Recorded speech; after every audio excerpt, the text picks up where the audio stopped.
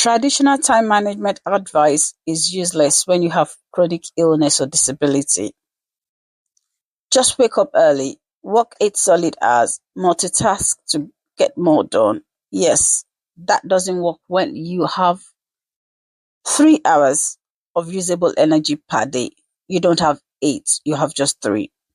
Today, I'm showing you how to maximize productivity when energy is your limiting factor, not time.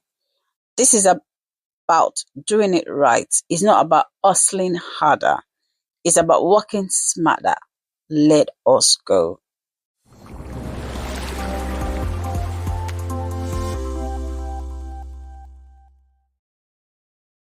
Hey, welcome to InspireAbility. This is where we tackle real challenges with practical strategies that actually work for your life with disabilities, chronic illnesses, and some challenges. I am Ruby, and if you're exhausted from trying to follow able-bodied productivity advice, this video is for you. Because time management doesn't work when your body says no more after just about 3 or 4 hours. Energy management is crucial. It is important. Hit to subscribe, turn on notifications. Let's dive into how we can truly be productive with very limited energy. All right, so let's start off by understanding why traditional productivity advice doesn't work for us. Most time management systems assume several things. The first being, you have consistent energy throughout the day, so you'll be fine. But the reality for us is our energy level fluctuates. It's completely wild. And we might just have 2 hours in the morning, and by noontime, we're left with nothing. The second assumption is you can push through fatigue. The reality for us is, pushing through actually causes a crash. And when you crash, you can crash for days or weeks. So you don't even want to go there. The third assumption is more hours is equal to more output. Our own lived reality is working beyond our energy capacity actually produces diminishing returns. Or worse, it makes you too exhausted to function the next day. Time management says, how can I fit more into my day? But energy management will tell you that, what do I have energy for? When do I have this energy? And how can I use it wisely? This isn't about squeezing more productivity out of each minute. It's about identifying your high quality energy window and protecting them very fiercely. Let me show you how to do this.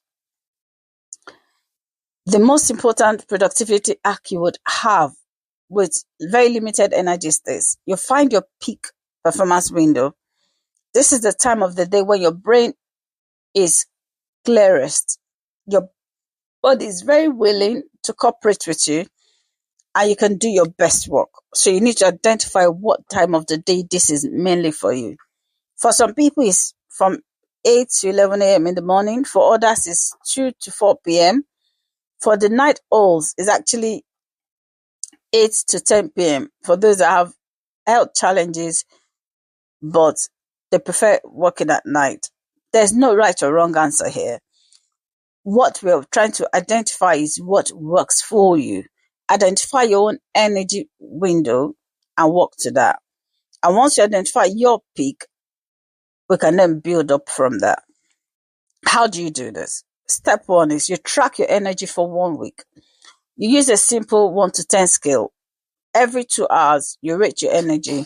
1 to 3 being barely functional, 4 to 6 being getting along, then 7 to 10 being functioning well. So an example of a log I'll give you is maybe at 8 a.m., you score yourself 7 of 10. That means good energy after your morning medication. Then maybe at 10 a.m., you score yourself 8. Wow, looks as if you have a good peak. At 12, maybe you realize it has to be 5 now. That means there's a decline. Then at 2 p.m., maybe you think, no, I'm completely done. Give yourself a 3. That's a crash. 4 p.m., maybe you're 6, you're slightly recovered. Then 6 p.m., maybe you're 4, you're exhausted. So let us analyze this. The peak for this example is 8 a.m. to 12 p.m.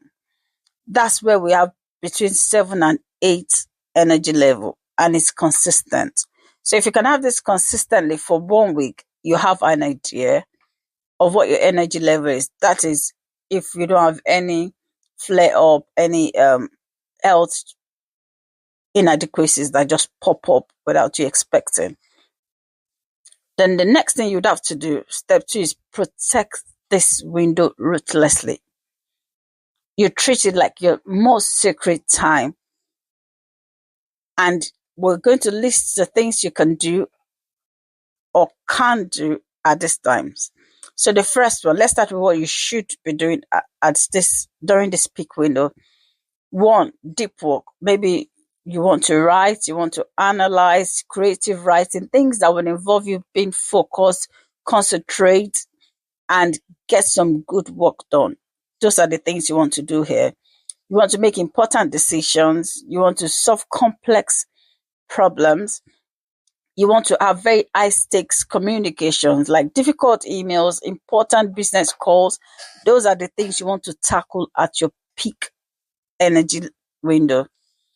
But the things you shouldn't do, so as not to waste this time, is check constant emails, scroll social media, do administrative busy work, take non-urgent calls, attend optional meetings. No, you don't want to be doing any of this at your peak.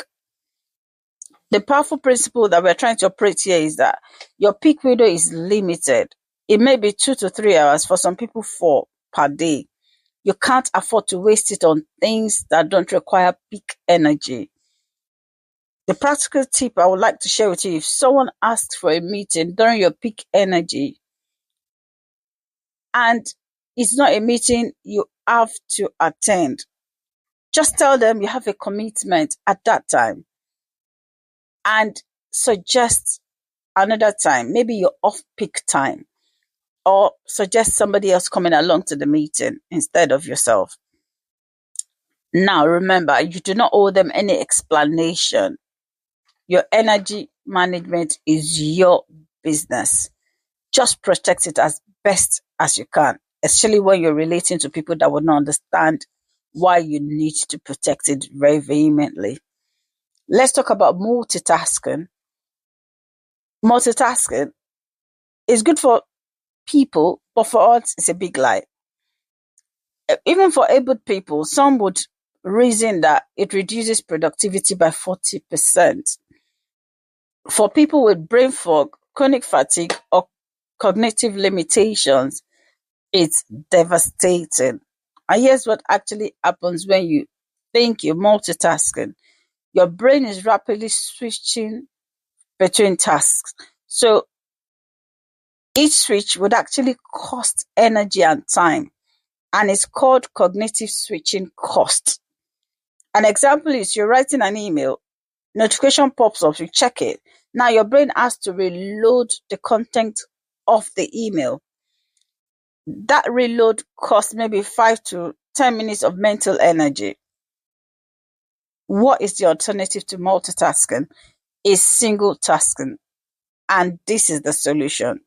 One task, full attention, full focus, full concentration from start to finish. You get it done well, done effectively. That is productivity. How do you single task?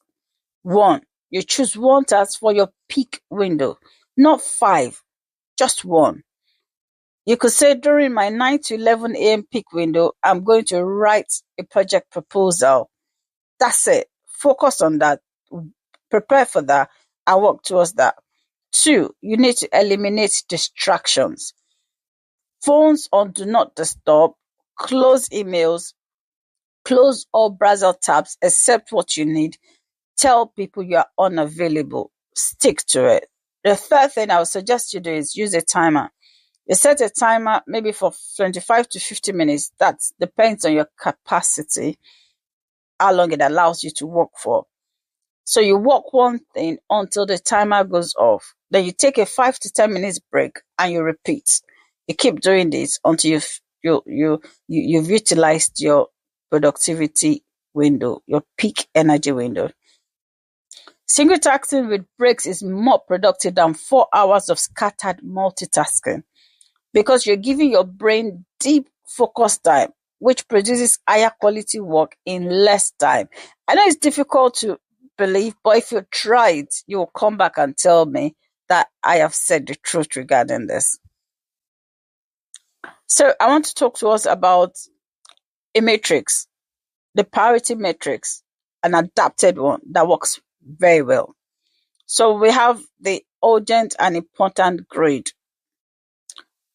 So when you have limited energy, you need to adapt this grid.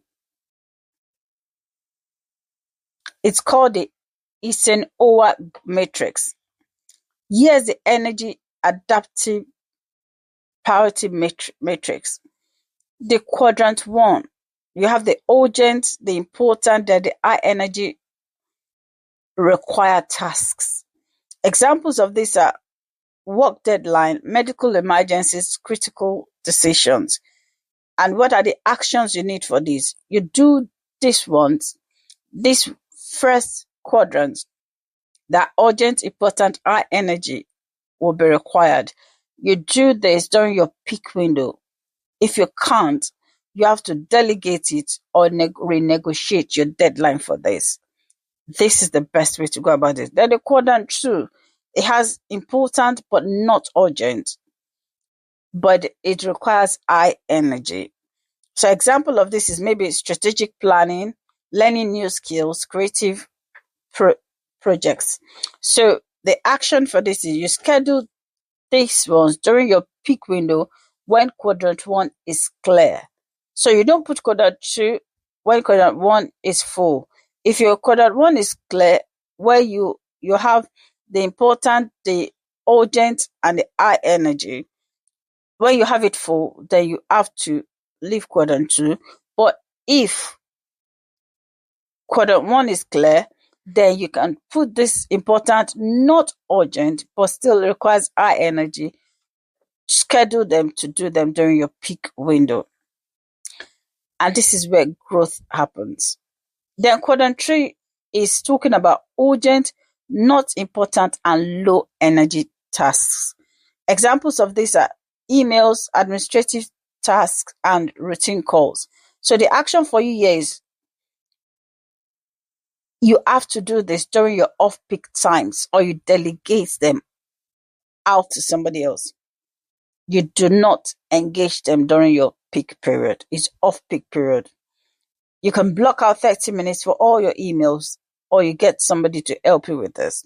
Quadrant 4 are things that are not urgent, not important, and low energy. An example is scrolling social media, optional meetings, busy administrative work, just doing things that a bit less urgent or important. The action for you is you eliminate or do only when you have leftover energy. You really have to do this. It's best to look for ways of eliminating this, reducing them to their barest minimum, but never ever do this during your peak window. You're depriving yourself of effective productivity. Notice the third dimension, energy required. So some important tasks are low energy, like filling out forms, organizing files. Some urgent tasks are high energy, difficult conversations, complex problem solving. So how do we use this? Every morning or the night before, list your tasks, your to-do list. Get your to-do list done. Assign each one to a quadrant. Quadrant 1, urgent, important, high energy. You know that's a peak window. Quadrant 2, important, not urgent, high energy. You know, peak window if one is done. Number 3, urgent, low energy, then you know it's definitely off peak. Then 4, low, not urgent, low energy, not important, then you know you don't have to do this. Is either you delete it or you delegate it out. No sweat for that. So this is what most people miss, and you need to be very, very aware of it. You have permission to not do quadrant 4. You do not have to do it. It's on your to-do list, yes. But so what? It's not urgent. It's not important. No one will die if you do it or don't do it.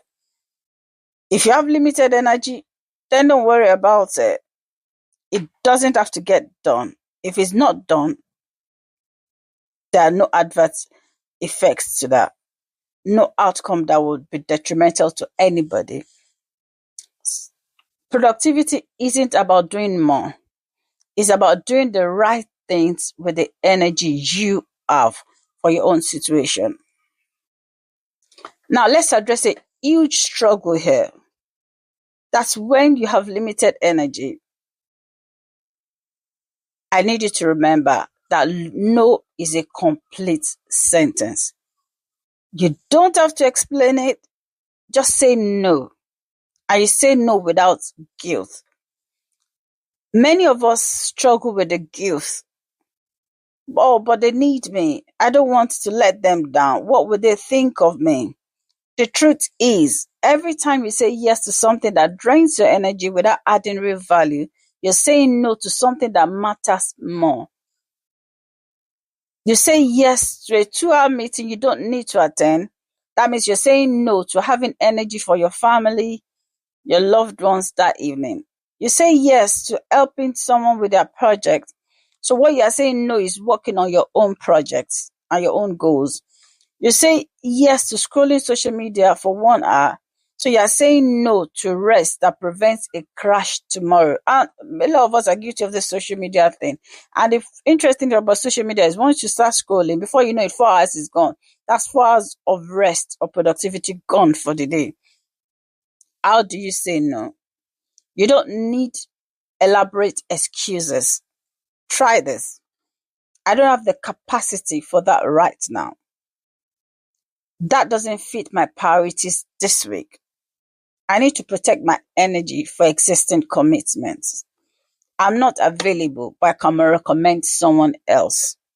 So you could address people with these examples if it will help you not feel guilty, or if it will help you express yourself by not being rude about saying no.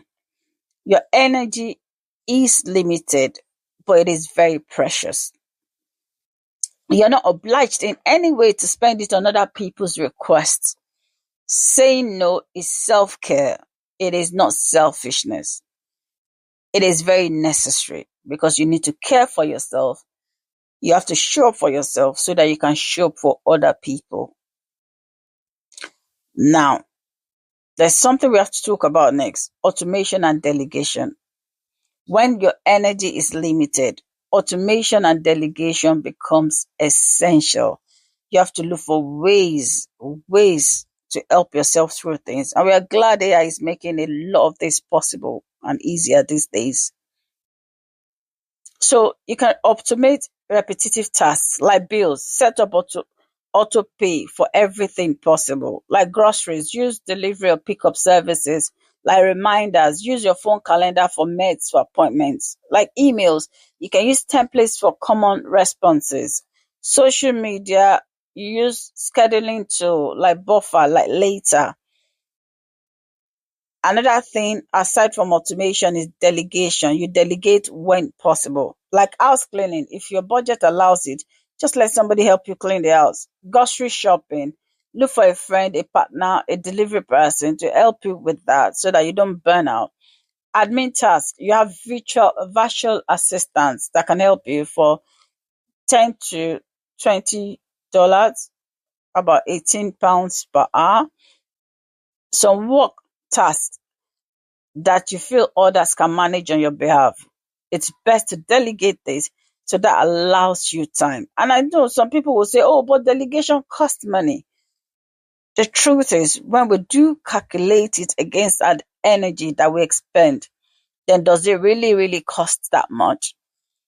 Let's work it out. If you spend 3 hours grocery shopping and it wipes you out for the rest of the day and possibly for the rest of the week, that's 3 hours of productivity capacity lost. So you spend 3 hours, but then you're crashed for the entire day, and then you're crashed for the entire week.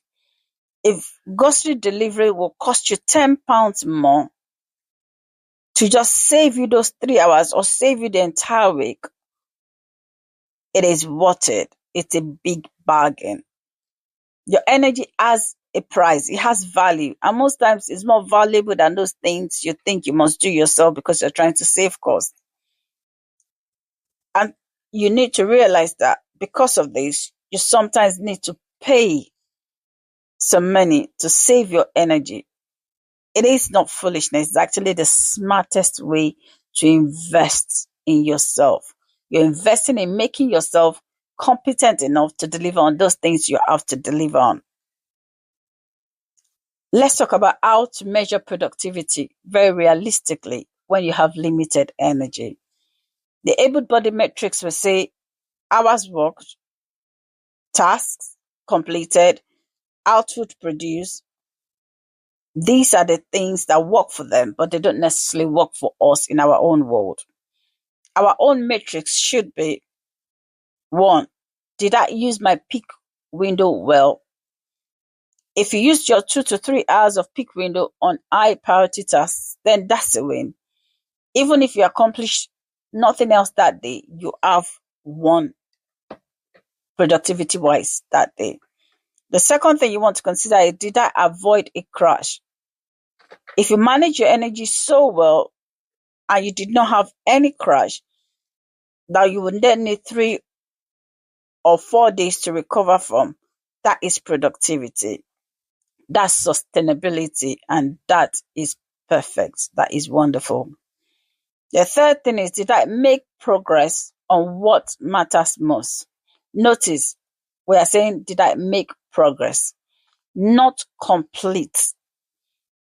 Did I make progress? If you moved your most important project forward by 10%, then that's a huge achievement. That is a big success. You need to stop comparing your output to able-bodied people that don't have the same issues and challenges as you do. Stop comparing your output to who you were prior to your current situation, your current illness, your current disability, your current circumstance. Compare yourself to your capacity now and take things from there on a day-to-day basis. So the new definition for productivity should be: productivity equals making the best use of the energy you have, not squeezing out more, not pushing through, not burning out, making the best use of what you currently have. Working within your capacity and making strategic progress. That is real productivity. When you know your strength, know your energy level, work within that your capacity, not anybody else's, and making strategic progress each time. That, for me, is a win on productivity any day. Now, listen, you might never have 8 hours of productive energy again, and that is okay. Because your 3 focused hours, your 4 focused hours of strategic work, or maybe 5 of focused strategic work, beats 8 hours of scattered, exhausted, low quality effort. It beats it any day. Let's have a quick recap and come up with your action plan for this week. 1, you find your peak performance window. Track your energy for this week. 2, once you've identified it, you need to start protecting it ruthlessly. No distractions, no low energy or priority tasks. Make sure you have your 4 quadrants working effectively. 3, Single task during peak time. You choose one thing, you fully focus on them, you make strategic progress with them. The fourth thing is you use the priority matrix. Urgent, important, plus energy required are the key things that you want to achieve during your peak window. Fifth one is say no without guilt. You need to protect your limited resource. So saying no, don't feel guilty about it. Smile while saying it and stick with it. 6, remember to automate and delegate. Buy back energy when possible. If you can afford it, pay the extra £5, pay the extra $10 to get your energy managed effectively. 7, measure productivity realistically. You're looking for progress, not perfection. You're looking for progress, not completion. Strategic progress is what we are aiming for here each time. Every 10% progress is very much more valuable than 80% of trying to bring everything in and crashing for the next 2 weeks. We're trying to avoid that at all costs. Now listen, you don't need more hours. You need better energy management. And I know you've got this. I speak to you, I speak to myself. We don't need more hours in the day. We just need to manage our energy level, our capacity very, very strategically, very sensibly, very realistically. And then we'll be the most productive we can be. We'll even achieve more than people that think they have 10 hours a day to do what they like. All right. Your assignment now. You know, I love giving assignments. This week, track your energy. Every 2 hours, rate it 1 to 10. Remember, our scale is 1 to 10. By the end of the week, you'll know what your peak performance window is. I want you to drop a comment and tell me what time of the day your peak energy is. It'll be interesting to compare and contrast a lot of us in this community. So if this video gave you strategies you can use, why don't you smash the like button? Share it with someone who is exhausted, completely shattered from trying to keep up with able-bodied expectations, trying to keep up with people that don't have illnesses, that don't have disabilities, that are just normal people that can get up and do what they like.